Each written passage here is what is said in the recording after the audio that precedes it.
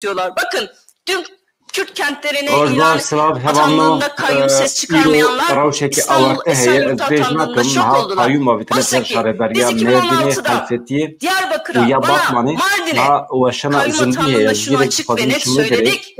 Bugün Diyarbakır halkının iradesine el konuluyorsa, bugün Van halkının iradesine el konuluyorsa, bu yarın İzmir'in, Adana'nın, Mersin'in, aslında Mersin halkının iradesine el konulacağının resmidir dedik. Ve ne yazık ki bizi haklı çıkardı. Keşke haklı çıkmasaydık. Keşke yanılsaydık. Ama ne yazık ki ülkenin en doğusundan ülkenin en batısına zulümde eşitleniyoruz. Haksızlıklarda eşitleniyoruz. Hukuksuzlukta eşitleniyoruz. Demokrasinin gasp edilmesinde eşitleniyoruz. İşte buna karşı bugün yan yana durmak ve söz söylemek zamanıdır. Şimdi Ahmet Özer'in tutuklanmasında ileri sürülen uyduruk gerekçeleri bütün kamuoyu çok iyi biliyor. Tabii ki burada bir hukuk tartışması yürütmeyeceğiz. Çünkü mevzunun hukuki değil, siyasi olduğunu çok iyi biliyoruz. Mevzunun Kürt halkıyla Türkiye halklarının ittifakı olduğunu, oraya saldırıldığını çok iyi biliyoruz. Mevzunun kent uzlaşısı formülüyle AKP'yi iktidardan düşürmek olduğunu çok iyi biliyoruz.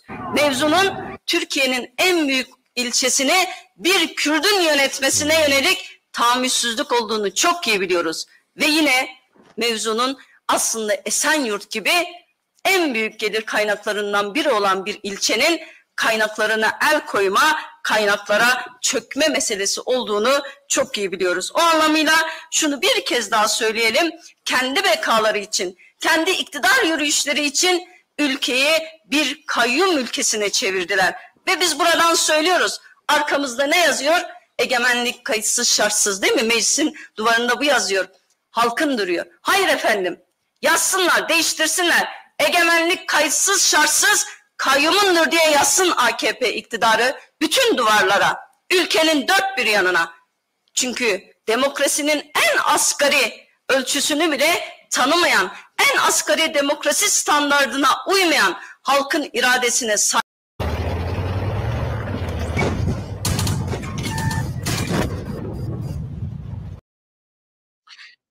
Beleza, evet Keti, reklam Ivane.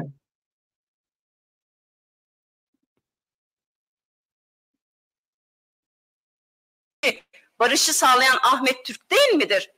Yan yana Cumhurbaşkanı yardımcısıyla aynı karede oturan Ahmet Türk değil midir? Bir hafta önce barışı sağlayan Ahmet Türk bir hafta sonra terörist mi oldu? Bu soruyu bütün Türkiye kamuoyuna sormak istiyoruz. O anlamıyla burada açık ve net bir hukuktan değil, büyük bir hukuksuzluktan bahsettiğimizi bir kez daha ifade etmek istiyorum. Şimdi bütün bu hukuksuzlukların içerisinde Türkiye halklarının, Türkiye kamuoyunun şunu bilmesi gerekiyor. Biz DEM Parti olarak dün olduğu gibi bugün de yarın da kayyumlara da, irade gaspına da, her türlü zulme karşı da dün nasıl direndiysek bugün de direniyoruz. Cezaevlerinde arkadaşlarımız direniyor. Mecliste biz bütün bu yasalara, bütün bu hukuksuzluklara karşı bizler direniyoruz. Sokakta halklarımız direniyor. Bugün de bu hukuksuzluklara karşı direneceğiz. Ama şu çağrımızı buradan yapmak istiyoruz. Bugün hep beraber direnme günüdür. Türkiye'nin en batısından en doğusuna kadar bütün siyasi partiler, bütün yelpazedeki siyasi partilerle beraber, demokratik kitle örgütleriyle beraber, sivil toplum kuruluşlarıyla beraber, kadın örgütleriyle beraber, hukuk örgütleriyle beraber bu ülkede haktan, hukuktan, demokrasiden, vicdandan yana söz kuran herkesin yan yana gelmesi gerekiyor. Bu zulme karşı birleşmemiz gerekiyor. Bu zulme karşı omuz omuza direnmemiz gerekiyor. Çünkü ileride bugün bu zulme direnmezsek ülkenin büyük bir kaosa sürükleneceğini, büyük bir çıkmaza gireceğini, demokrasi adına bu ülkede hiçbir şeyin kalmayacağını çok iyi biliyoruz. Onun için bugün demokrasi için mücadele etmek, dinen söyleyelim, farzdır. Siyaseten sorumluluktur. Hukuken haktır. Toplumsal olarak da meşrudur. Ve bu meşruluktan kaynaklı olarak da anayasal, demokratik, barışçıl mücadele hattını bütün Türkiye halklarının büyütmesi çağrımızı buradan bir kez daha da yapmak istiyorum. Aynı yöntemlerle, aynı hukuksuzlukları yaparak farklı sonuçlar almayı beklemenin bir yanılgı olduğunu, buradan bir şey çıkmayacağını ifade edelim. Türkiye halklarının 1 Ekim'den beri başlayan bizim adına tartışmalar dediğimiz aslında Kürt sorunun demokratik çözümündeki beyanlar, ifadeler üzerine Türkiye halklarının artan umudu, Türkiye'deki artan çözüm beklentilerinin bu şekilde sabote edilmesi, bu şekilde berhava edilmesini kabul etmiyoruz. Aslında iktidarın bir çözüm istemediğini, çözüm değil, çözümsüzlükten beslendiğini, barış değil, savaştan ve şiddetten beslendiğini bugün bu kayyum uygulamaları bir kez daha bizlere göstermiştir. Oysa ki Türkiye halkları barış istiyor. Kürt halkı barış istiyor. Bütün Türkiye halkları gözünü kulağını sabah akşam televizyon programlarına dikmiş. Acaba barış için, acaba çözüm için, acaba diyalog için kim hangi mesajı verdi diye dört gözle beklerken bugün barış aklının, aslında barış ihtimalinin bir kez daha iktidar eliyle yok edilmeye çalışıldığını görüyoruz. O anlamıyla bu çağrımız, bu yok etme girişiminin karşısına da durmak, bu yok etme girişimine karşı da toplumsal barışı sağlayacak bir mücadele hattını açığa çıkarmak da bizim görevimizdir, bizim sorumluluğumuzdur. Şimdi Merkez Yürütme Kurulumuz bu sabah olağanüstü yaptığı değerlendirmenin sonuçlarını da sizlerle paylaşmak istiyorum değerli arkadaşlar. Halkların Demokratik Kongresi'nin genel kurulu nedeniyle iki eş başkanımız da İstanbul'daydılar. Bu kayyum haberini aldıktan hemen sonra şimdi Batman'a doğru uçakta yoldalar şu anda. Batman'a, ardından da Mardin'e geçecekler. Yarın grup toplantımızı saat 1'de Mardin'de gerçekleştireceğiz. Bu hafta genel kurul çalışmalarına, Plan Bütçe Komisyonu'na ve diğer hiçbir komisyon çalışmasına bu hafta katılmayacağımızın altını çizmek istiyorum. Bütün milletvekili arkadaşlarımız, Merkez Yürütme Kurulu üyelerimiz, parti meclisinden arkadaşlarımız, ilçe örgütlerimiz, belediye eş başkanlarımız ve bütün seçilmişlerimizle beraber, halkımızla beraber alanlarda, meydanlarda olacağız. Gasp edilen halkın iradesini savunacağız. Sonuna kadar belediyelerimizi savunacağımızı ifade etmek istiyorum. Ve son olarak bize Türkiye'nin dört bir yanına bu hukuksuzluğu dayatan iktidara karşı, bu demokrasiye yönelik darbeye karşı aydınlara, yazarlara, sanatçılara, STK'lara, demokratik kitle örgütlerine, siyasi partilere, her çevreye çağrı yapmak istiyoruz. Gelin bugün yan yana duralım. Gelin darbeye karşı direnelim. Gelin darbeye karşı mücadele edelim ve ülkenin büyük bir karanlığa gitmesine, antidemokratik uygulamaların yerleşmesine ve kalıcılaşmasına seyirci kalmayalım. Bugün değilse ne zaman sorusunu her bir yurttaşın, her vicdan sahibi insanın kendisine sormasını istiyoruz ve her yerde halkımızla beraber olacağımızı, Esenyurt içinde, Hakkari içinde, Mardin içinde, Batman içinde, Halfeti içinde mücadele edeceğimizi ve bütün bu belediyeleri geri alıncaya kadar da sözümüzü söyleyeceğimizi ifade etmek istiyorum. Hepinizi saygıyla selamlıyorum. Soru varsa alabiliriz, yoksa bitireceğiz arkadaşlar.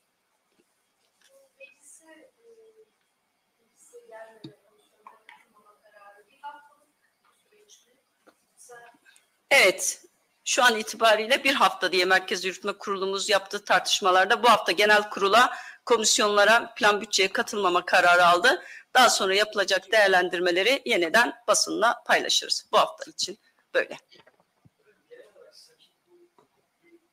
Gülistan Kılıçkoç'u nad bersivdi de Persiyan Rojname Geran. Bir de persvaran ev bersivdi de.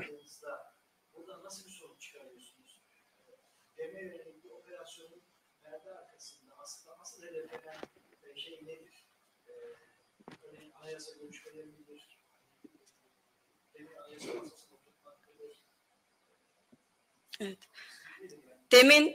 Demin böyle antidemokratik, hukuksuz yöntemlerle bir yere gelmeyeceğini sanırım en iyi Türkiye halkları biliyor. Bize yönelik bu kayyum gasplarıyla bir anayasa masasına oturacağımız gibi bir ihtimal söz konusu olamaz. Anayasaya ilişkin görüşlerimizi daha önce çokça söyledik. Evet, bu ülkenin bir anayasaya ihtiyacı var ama bu soruyu bugün hep beraber sormamız gerekiyor. Mevcut anayasaya uyulmayan, yerel demokrasinin yok edildiği, halkın en temel hakkı olan seçme seçilme hakkının yok edildiği bu iklimde nasıl yeni bir anayasa olacak sorusunu bugün hep beraber sormamız gerekiyor. İlk çağrımız anayasaya uyulmasıdır. Halkın iradesine saygı gösterilmesidir ve halkın seçtiği belediye başkanlarının, halkın seçtiği yerel yöneticileri halkın geri çağırma ilkesidir. Sandıkla gelenin sandıkla gitme ilkesidir. Bütün bu ilkeleri, bütün bu demokrasi kurallarını ihlal eden bir hükümetin ne yeni anayasa yapmak gibi bir niyeti vardır, ne de bu ülkeye barış getirmek gibi bir niyeti olduğunu açıkçası düşünmüyoruz. Niyeti barış olanın eylemi de barış olur. Niyeti barış olanın pratiği de barışa dair olur. Niyeti barış olanın, elini barış için uzatanın karşı tarafta barış için tuttuğu eli kırmaya çalışmaz.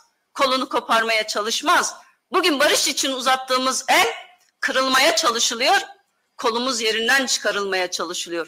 Biz bu politikalara karşı dediğim gibi dün olduğu gibi bugün de mücadele edeceğiz. Barış ancak ve ancak fikir olarak söylenmekle beraber eylemsel olarak, pratik olarak desteklenirse olabilecek bir şeydir. Bizim gördüğümüz hükümetin çözümsüzlükten beslendiği, barışı sabote ettiği, barış fikrini ve aslında buradan da yol yürüyüşünü bu antidemokratik, hukuksuz uygulamalarla sağlamlaştırmaya çalıştığı ve yeni dönemin iktidarına da, koltuğuna da bu yöntemle yürümeye çalıştığıdır.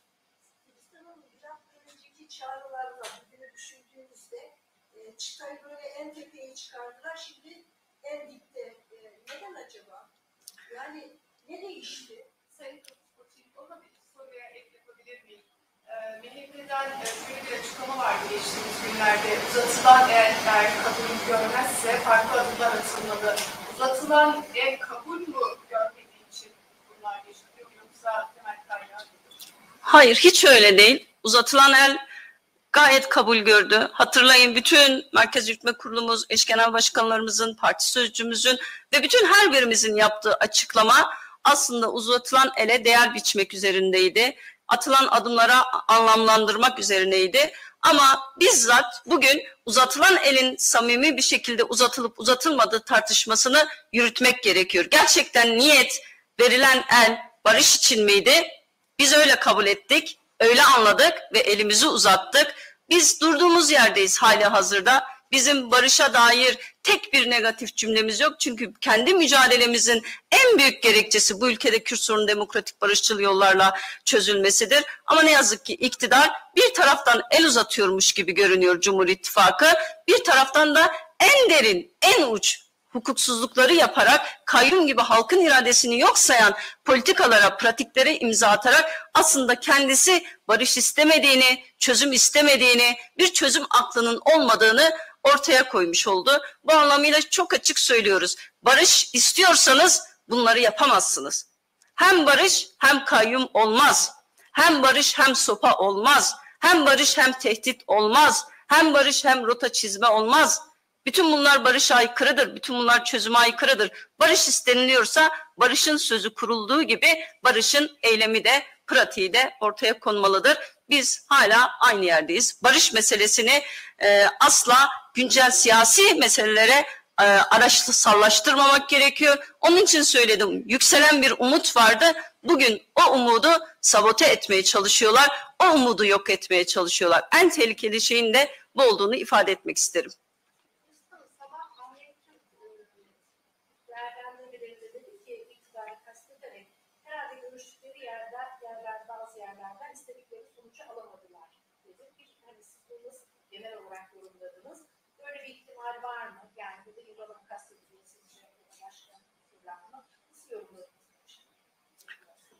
Yani hangi çerçevede söylediğini Ahmet Başkan'ın bilemiyorum. Sabahtan beri biz de Merkez Yürütme Kurulu ve kurullarda toplantı halindeyiz. Ama şu kadarını söyleyebilirim. Bir yerden bir şey almak üzerine yapılan bir algının, anlayışın kendisinin yanlış olduğunu ifade etmemiz gerekiyor. Sonuçta İmralı'dan bir niyet, bir beyan vardı zaten açık ve net bir şekilde. Koşullar oluşturulursa çatışma ve şiddet ortamından hukuki ve siyasi zemine meseleyi çekebileceğini, bunun teorik ve pratik gücüne sahip olduğunu İmralı Sayın Öcalan açık ve net bir şekilde ifade etti. Bizce en büyük karşılık buydu aslında. Bu değerlendirilmiş olsaydı, bu mesaj gerçek anlamda hak ettiği şekilde algılanmış olsaydı bugün zaten kayyum politikaları olmazdı. Onun dışında bir görüşme var mı? Bu görüşmede bir beklenti vardı, alınıp alınmadı meselesi çok spekülatif olur açıkçası.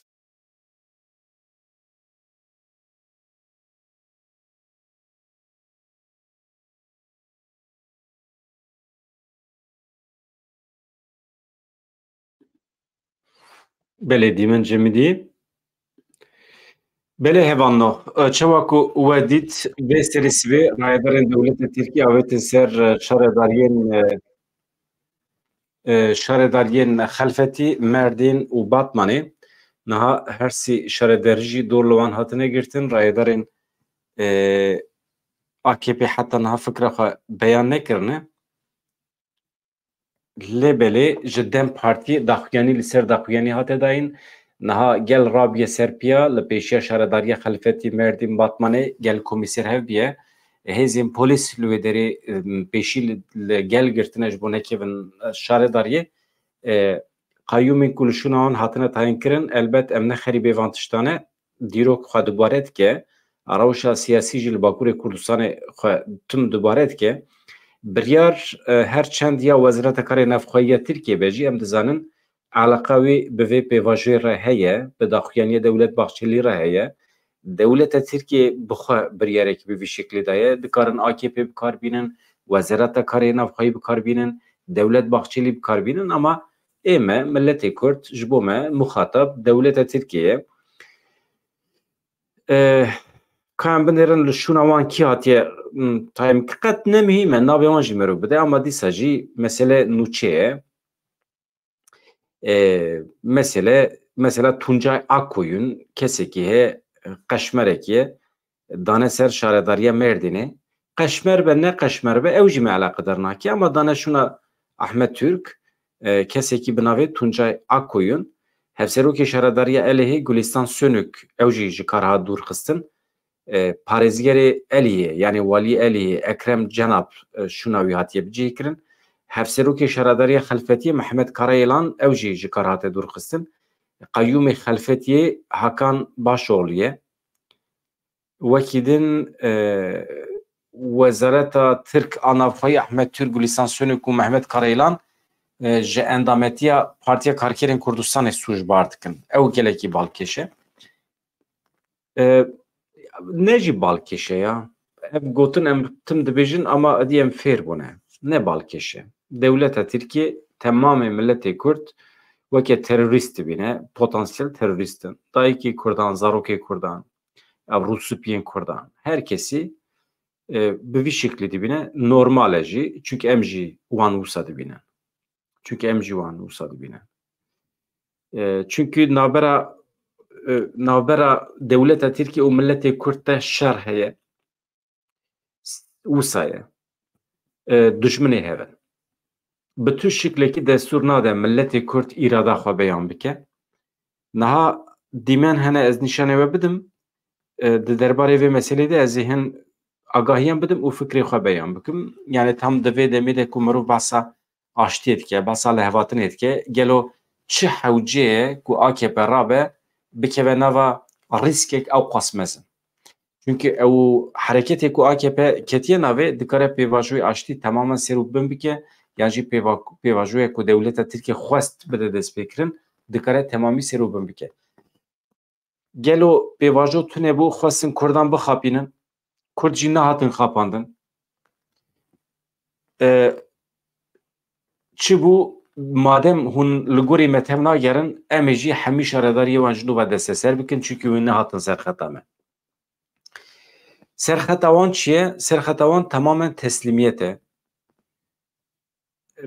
hemî Kurdên ku çek û silah girtine destê xwe ya jî Kurdên ku li perçeyên din ên Kurdistanê ku eleqa wan bi Tirkiye tune weke Rojavayê Kurdistanê wê derê heta ku çek silah destê wan Kurdan de be jî dibe em buwara rûnanên em buwara mesela xwe hal nakin em ê heta ku silah di destê Kurdekî de be li tu derekî li kîjan aliyê dunyayê de be bila bibe em ê vê derê rahetî nedin we em ê destûr nedin îrada we em ê destûr nedin hûn tevlî siyasetê bijî bibin îja 1001 cara me dubarê kir Kurdên ku dixwazin tevlî siyasetê bibin wekî Selahedîn Demirtaş û hevalên wî qasî 30,000 însan tevavêtin zindanê li derve jî bi îrada milletê Kurd bi dengê milletê Kurd şaredarî hatin hilbijartin şaredarî hindik siyasî ye normal ji bo xizmetê ye ji bo paxijiya bajêr e plansaziya bajêr e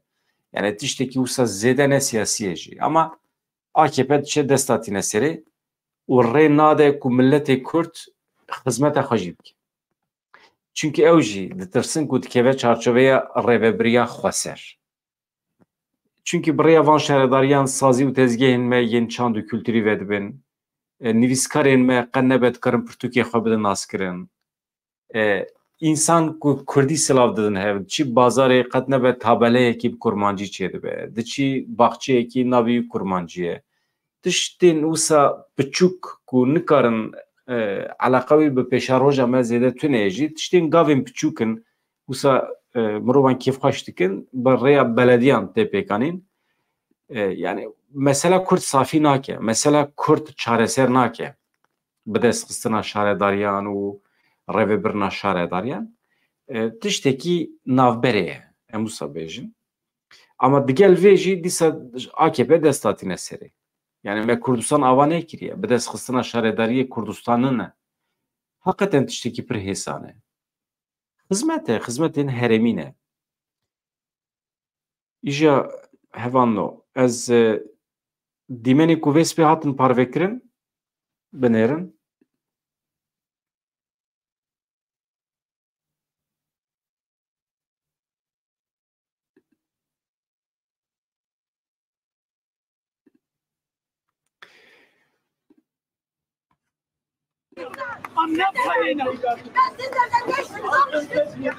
Keşke yolsuz fiyatlarınızı koyalım. Keşke yolsuz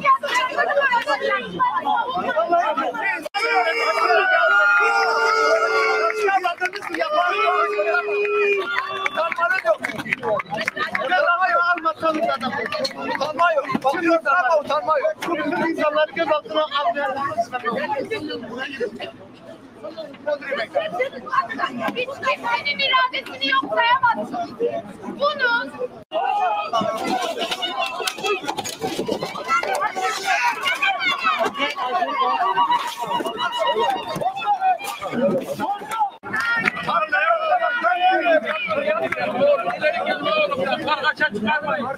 İnsan olun biraz ya.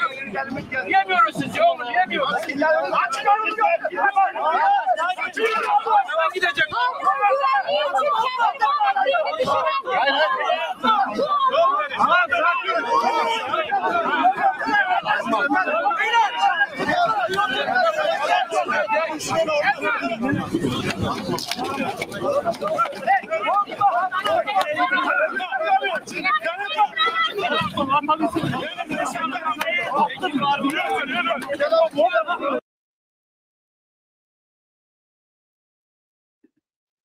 Tamam.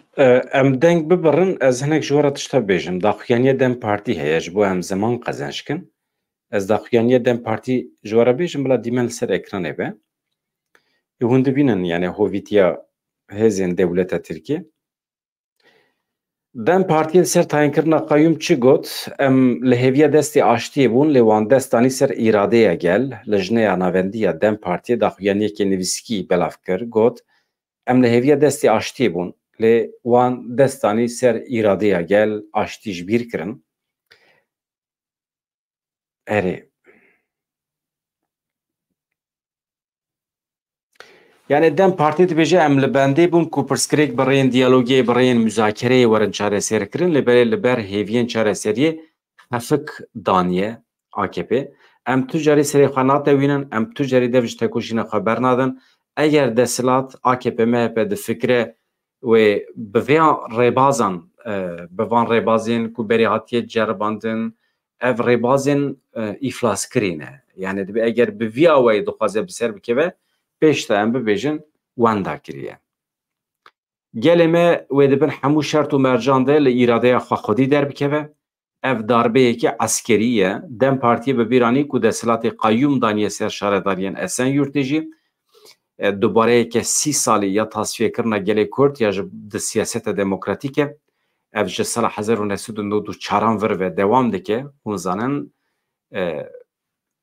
parlamenterên DP wê demê li meclîsê hatibûn desteserkirin ستیو وانوسا خوار کربون ل عربی سوار کربون او دیمن تجار لبر چاوی me naçe و امر وان وکیل me li zindanan derbas bu qisme ki wan mecbur bun derbasi Avrupa'yı bibin çun sürgüne jinodu çaran vir ve zexta ku devleta Türkiye'de ser siyaseta legal ya Kurda heji devam dike tütüş negwariye ve roje de video xwe ya 16 dakikada Muhammi bahs kiriye çima divê meru baweri bi AKP be Tayyip Erdoğan neyne Dewra AKP ji dewra salên nodî xirabtir e. Dewra AKP ji dewra 1908 darbeya eskerî jî xirabtir e. Yek numuneyekî ji we re bêjim, Sakîne Cansız ku ji zîndana Amedê saxî filitî tam divê dewra cehennemî ya zîndana Amedê de li derve ji aliya rejîma AKP ve hat qetil kirin. Êdî hûn bifikirin. Qet nebe ji wê derê saxî filitî bû ama li derve mafê jiyanê jê stendin.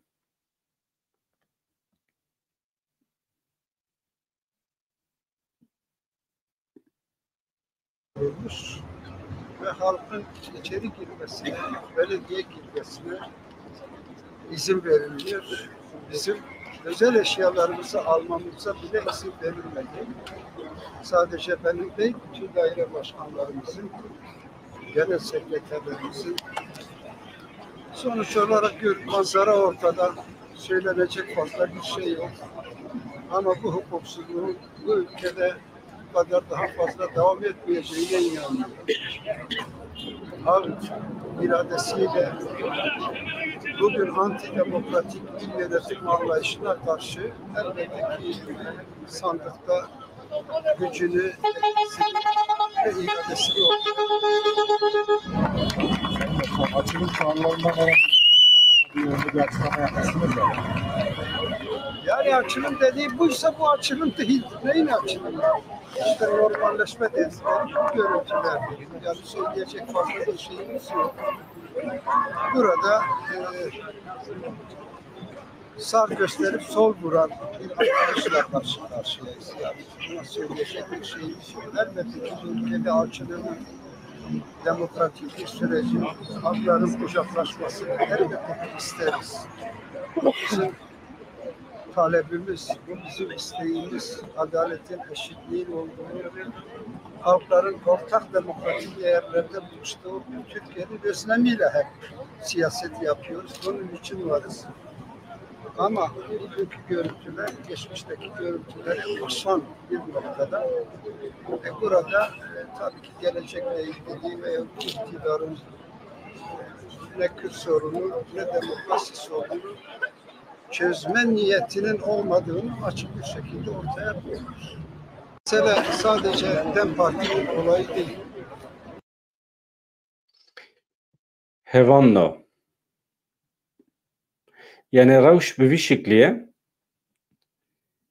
dîmenekî din hebû muxases ji we re bêjim niha daxuyaniya Dem Partiye ji xwe diyar e fikrê Dem Partiye tê zanîn armanca AKP jî tê zanîn AKP yani bi Kurt û Kurmancî xwast gavekî bavêje gava ku AKP xwast bavêje çi ye teslîmiyet e yani dava li Kurdan dike werin teslîm bibin ji bo vê yekê jî her rêw rêbazê bikartîne ji xapandinê bigire heta tavîzdayînê jî dikare her tiştî biceribîne ew meşhûr in di realiyê de wextê ku dîtin ku Kurd êdî naxapin bahsa 7 salê kirin bahsa 7 salên borî kirin bahsa Selaheddînê Eyyûbî kir Tayyip Erdoğan basa devra Atatürk'ür, çevaku bu Kurdanra lehev kirne, me komar, Cumhuriyet behavra avakiriye, basa hemmi tiştin bori kir, lebele îro hala hazır li peşiya me 30,000 insanên me girtîne di hepsê dane tenê ji ber fikrê xwe, tenê ji ber xebatê xwe ê siyasî ku ew jî mafê Kurdan dixwaze. Yani me 1000 carî ji vê derê gotiye beriya her tiştî xebatên ji bo dawa Kurd û Kurdistanê divê ji çarçoveya sûç were derxistin. Berê her tiştî jî însan ji hepsê were derxistin, berdan û divê çarçovê de ancak gav warin avêtin. AKP wextê feq kir ku Kurd naxapin, Kurd ne Kurdên berê ne, Kurd siyasî ne, xwenêzê CHP dike, dixwaze CHP bikişine cem xwe, CHP jî naxape çünkü ew jî li gorê xwe îdeolojiya wan cuda ye, herçend dewlet be jî ew êdî cuda tevdigerin. Pêşî bi Esenyurtê dest pê kirin, şaredariya Esenyurtê, Ahmet Özer, Kurdekî ji wanê ye, Welat Parêzê jî akademisyen e, rewşenbîr e, ji CHP hatibû hilbijartin lê bi piştgiriya Kurdan, ew ji wezîfê hate girtin, şuna wî qayyûm hate tayin kirin. Naberê de hefteyek derbas debû, niha êdî çûn Mêrdînê, Xelfetiyê, çûn Batmanê. Eger li vê derê milletê me, gelê me berxwedana pêwîst eger nîşan nede, AKP wê bidomîne. Eger li van her sî bajarên me gel rabe serpiyan bi hêzekî mezin şaredariyê xwe ji nû ve bidest bixe, ama bi hêza gel, bi tekuşîna gel, AKP têk dişe. Tu car nikare şaredariyekî din bidest bixe. Mesela ya Colemêrgê Kurd bi ser neketin, a Colemêrgê teslîm kirin. Tamam berxwedanekî çêbû, lê belê ew bi ser ketin. Dawiyê de aniha qayyûm li Heqariyê, li Colemêrgê qayyûm heye. Ama li Wanê bi ser ketin, Kurd bi ser ketin mesela. Eger îradeyekî wekê ya Wanê li her derê Kurdistanê were nîşandan, ev firsendekî ye, firsendekî dîrokî ye. Ez dibêjim qeydê tekuşîna li hember dewleta Tirkiyeyê merov ancak bi vî awayê dikare bi ser bikeve. Çünkü aniha şans li Berlingê Kurdan e. Firsend hatiye Berlingê Kurda. Neheqî heye. Neheqiyekî hukukî ye. Neheqiyekî vicdanî ye. Yani bifikirin ku neheqiyekî ew qas mezin e di dünyayê de tu însanekî nikare ji were bêje hûn çima serî radik. Tu însanekî, tu dewletekî, hatta mirovên Tirkî faşîst jî nikarin Kurdan neheq bikin çima serî rakirine. Eger serî rakirine hember van qayyûman. Yani aniha şansekî mezin li Berlingê Kurda ye. Eger qezenç kirin, eger serî rakirin, muhaqqaq qezenç dikin. Eger serî ranekirin, ev pir xirab e. Ev felaket e.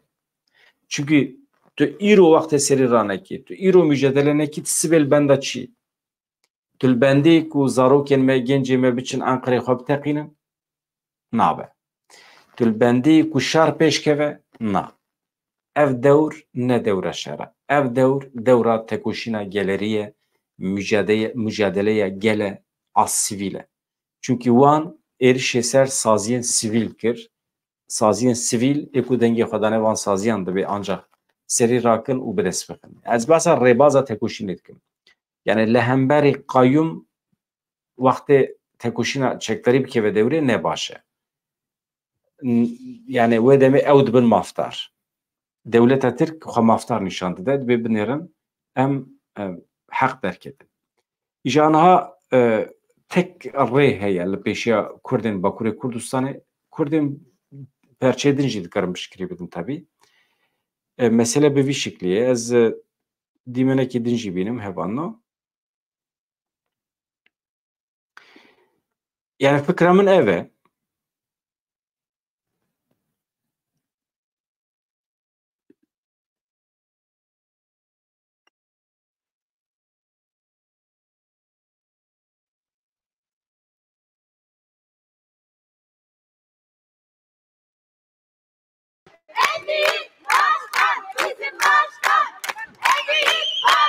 Ev jî Xelfetiyê.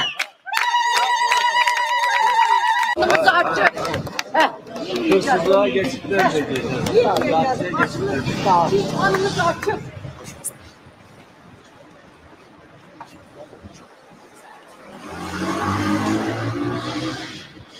Evji xelfetiye.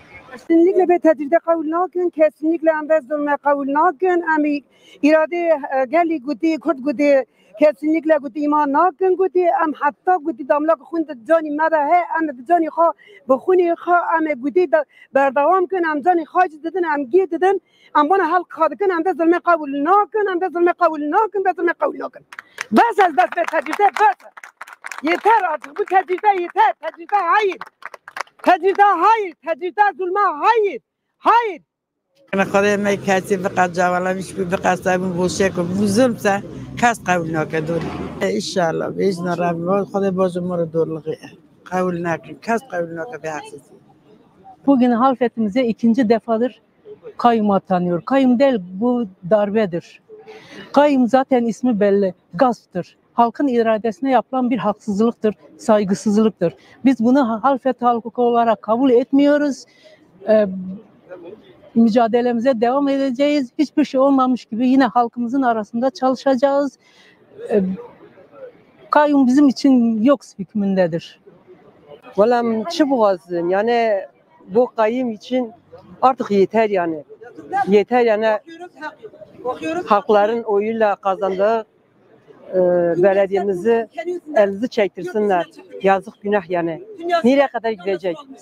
İstanbul'da öyle, Hakkari öyle, Mardin öyle, bu öyle, bu öyle, bu nereye gidecek yani? Şimdi sen İmralı'yı çağırıyorsun. İmralı de geldi, meclise gel diyorsun. Ondan sonra da geri kayyumlara şeye başlıyorsun. Halklar üzerine baskın ve zulüm yürütüyorsun. Böyle olmaz. Gerçekten böyle olmaz. Fatih önemli bir yerdir. Onun için üzerinde elini çektirmiyorlar yani. Mutlaka şey yapıyorlar. Ne yapıyorsa halfeti gasp ediyorlar. Ne zaman kazanmışsa gasp etmişler yani. Ravun işte ravun gelse dene biya ve kurmanca hakaret atkana. De Kürt tınana. Kürt havın tınana de am hana de. Ne genceme gi sürgün de kelime şurdu kana ne Türkiye. Ne sürgün genceme. Ne kana varna. De hun kurmanca şagar tınana. Am svarum denel ma hata bisa. What şia.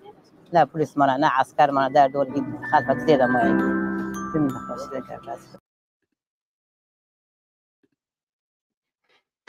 Mesela xelfet yeci eve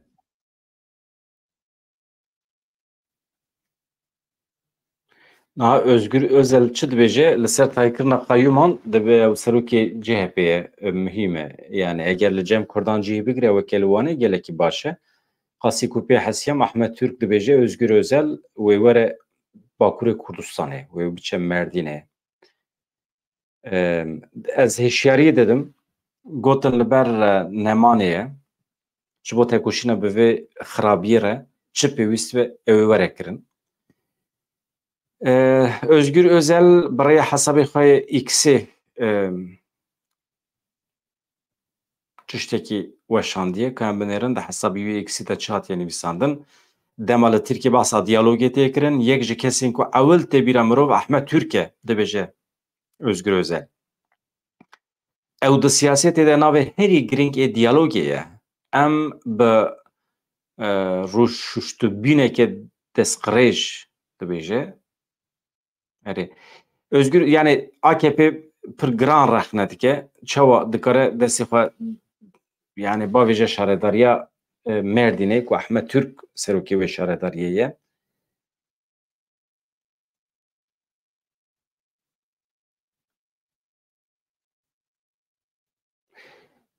İmamoğlu jî daxuyan yekî daye. Ew jî dibêje êdî ji heddê xwe derbas kiriye AKP MHP. Hikûmetê rexne dike. Wekî din rayedarên AKP hemî meş mîtîngên li Bakurê Kurdistanê ji bo 10 rojan qedexe kirin. Yani pêşî li millet digirin rabin ser xwe. Êdî werin ji nav derkevin. Hevalno ez pêşniyaz li we dikim ka ez nûçeyên deqa davî binêrim paşê jî ez pêşniyazekî li we dikim. Em li gorî vê pêşniyazê ez tev digerim ka deqekî.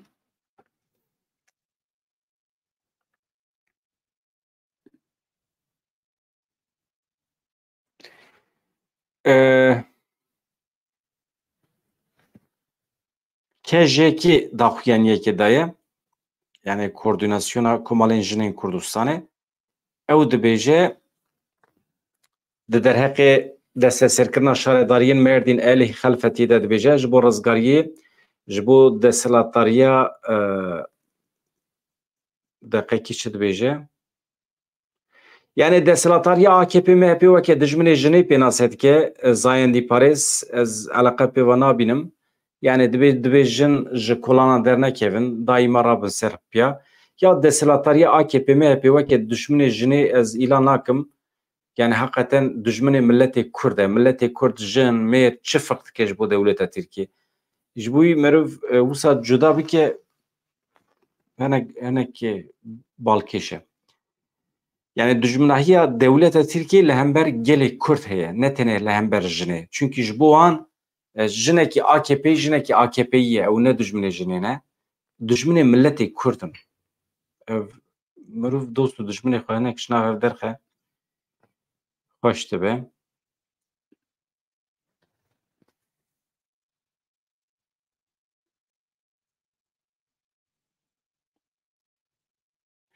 tabii divan çalakiyan da jin derkevin pêş elbet bandora çalakî zêdetir dibe ez li deqeyên dawî binêrim hevalno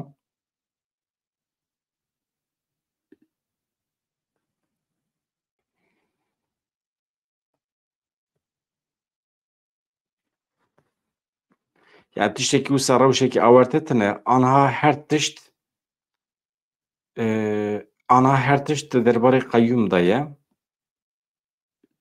deqekî tamam ez xatir ji we bixwazim ez biçim hinek agahiyan berhevî bikim di saetên pêşme de ez ê zêdetir agahî bidim we ka em binêrin ev meseleyê qeyyûm ber vê kê derê ve diçe helbesta milletê Kurd ez merak dikim bi hêviya rojên xweş azad hêvî dikim ev rewş çareser bibe